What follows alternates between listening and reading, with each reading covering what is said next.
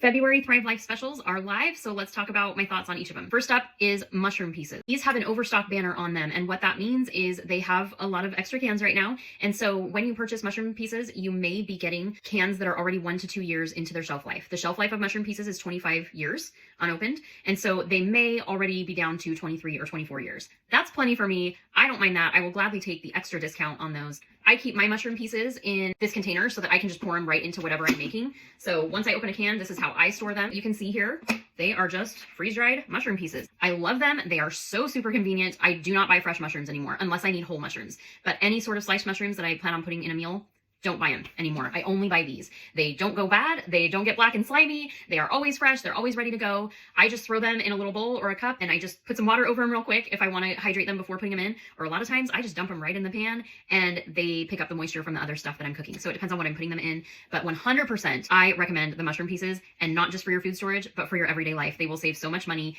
in mushrooms that have gone bad in your refrigerator. I love the mushroom pieces. Also, thinking for your long-term food storage, mushrooms are something that can really add a little bit of flavor and a little bit of normalcy to a meal that might feel a little lackluster, having to make substitutions or swaps for things that you're used to in that meal. It's pretty incredible to me that we can put mushrooms in a meal that we are making strictly from food storage. So I absolutely recommend these, and they are 40% off this month. Next up are green peas. I keep a lot of my stuff in these glass jars with these airtight lids. Just as a reminder, this will keep them fresher than the cans that you're getting them from with Thrive. It's great that they send a lid with their cans, but they are not airtight. So if you're not going to go through something in a fairly quick amount of time, within 2 or 3 weeks, I recommend repackaging them in something like this. However, the peas do last quite a while in one of those containers. It's mainly the fruits that get super soft and chewy and change texture pretty quick. The peas do okay, but I do like to still keep them in here if I'm not going to go through them quickly. These are great right out of the can. I love these as just like a snack. One of my kids actually totally loves eating these as a snack as well. They're just like the peas that are on top of a cup of noodle. Those are freeze-dried peas, same thing. So this is excellent, and they're 30% off this month. Onion slices are 25% off this month. I love their onions. Their chopped onions are my #1 thing that I recommend from Thrive Life, just for sheer convenience, and they're actually not very expensive at all. It's totally worth the convenience of not having to peel and chop onions on my own, to just purchase them already done. So the sliced onions are something that I personally don't use as often as the chopped, because my family doesn't like chunks of onions in our meals. We all prefer them to be really, really small so that we almost don't notice them. But if you like larger pieces of onions, then you'll want to get the sliced onions. They're not like huge, like onion ring slices or anything, but they are chunkier. So I highly recommend either chopped onions or sliced onions, or both, depending on your normal cooking preferences. But onion slices are the ones that are on sale this month. They are 100% awesome. You can rehydrate them before throwing them into a meal, or just throw them straight into a meal. I usually will scoop them out into just with a measuring cup or a cup or something, and then just run some water over them real quick and then dump them in the pan. I like to rehydrate them most of the time, unless I'm dumping them straight into a soup. But if I'm sauteing them in a pan, that's how I do it. I add a little bit of water, dump them straight into the pan. I don't let them sit to rehydrate at all. They hydrate just boom, really fast. So these are awesome and super convenient for everyday life, and also to keep with your long-term food storage, because can you imagine all of those recipes that call for onions? All of a sudden without onions, they would probably be lacking quite a bit of flavor. So onions are actually a really important thing to include in your food storage, especially if a lot of your recipes call for those. So sliced onions, absolutely yes, recommend. Cheddar cheese is on sale this month. I'm going to show you what it looks like freeze-dried here. Just grated cheese, right? It even melts just like normal. It's pretty incredible. This stuff is awesome. It is very expensive. So my personal thought on cheese in general is this: I do store some freeze-dried cheese. I also store a lot of fresh cheese in my refrigerator at all times. I just bought some blocks of cheese at Costco this week, and they don't expire until October of this year.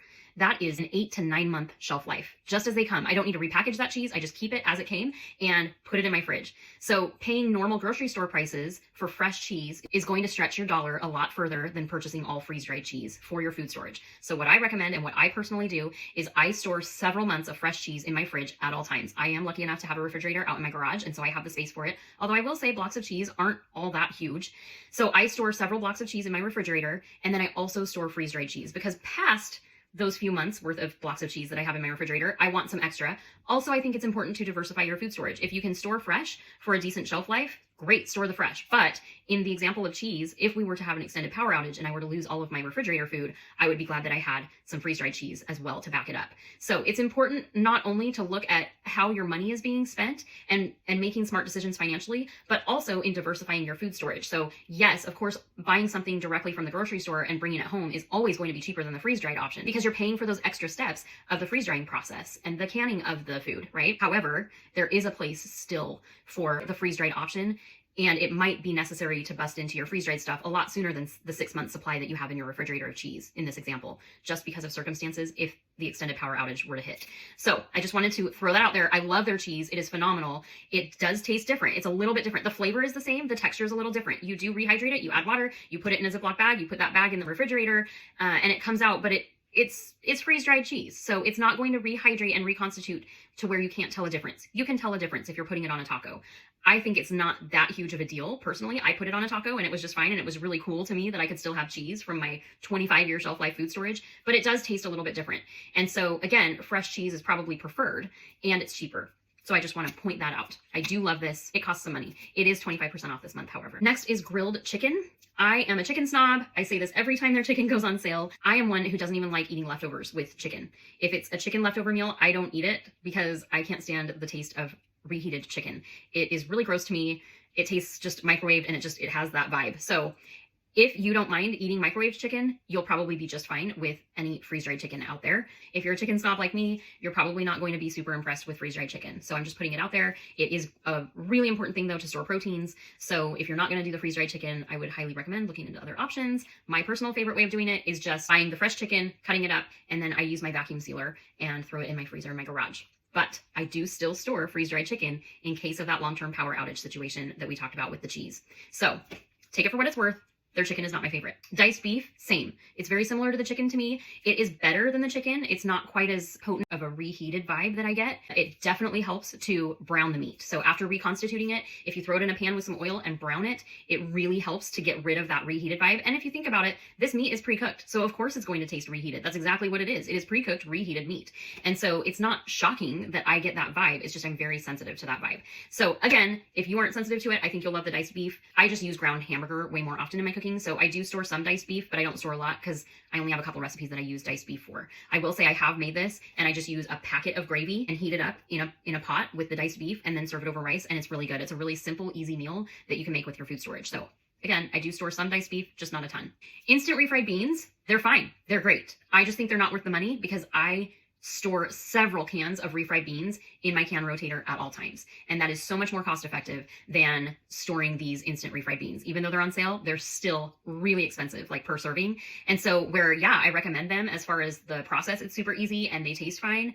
I'm not willing to pay that kind of money for refried beans. So I choose to store cans. If you do not have the room to store canned refried beans and to constantly be rotating those in your normal pantry, then these might be a really good option for you. They're just a lot more expensive per serving. And I feel like the cans have a decent enough shelf life that I am willing to just be vigilant about rotating those and always having several cans of refried beans that I am choosing not to store the Thrive beans. Next are banana slices. These aren't my favorite. In my opinion, they process these once they're a little too ripe for my taste. And so again, it just depends on your personal preference. If I were you and you're interested in these, I would get one pantry can and try them and make sure you like them before buying like a case of them. Just because bananas are something that people are really particular about, the ripeness and all of that. These are just a little too ripe for me. They have a very strong banana flavor and I'm just not that big of a banana fan, so it's just too much for me. It's just too potent. These are not going to be crunchy like the banana chips that you may be thinking of at the grocery store. Banana chips are dehydrated. They are really hard and crunchy. These are the lighter, airy crunch that you get with a freeze-dried food. So I just wanted to bring that to your attention that you might think you know what these are, but these are a little different. They're more airy of a crunch.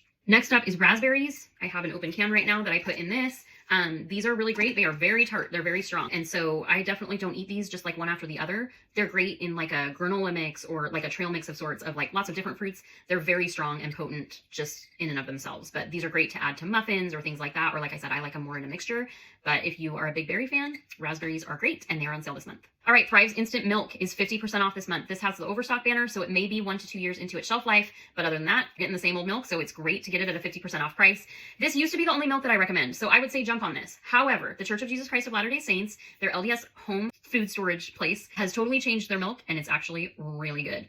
And honestly, I can't tell a difference. They're so good that now I would recommend their milk over Thrive just because of the cost. Even at 50%, Thrive's milk is still more expensive than the church's. You do not have to be a member of the church to get their milk. I am just giving you my 100% honest opinion here. If you want all of your labels to match and if you want it in a number 10 can, then yes, Thrive is the milk that I recommend. If you don't mind it coming from a different place and if you don't mind it being stored in Mylar bags, because the church's comes in Mylar bags, then I recommend theirs simply because of cost. The church's has a 20-year shelf life, Thrive's is a 25-year shelf life. So there's a little bit of a difference there, but not much, especially because right now Thrive's has the Overstock banner. So it's down to 23 or 24-year shelf life right now.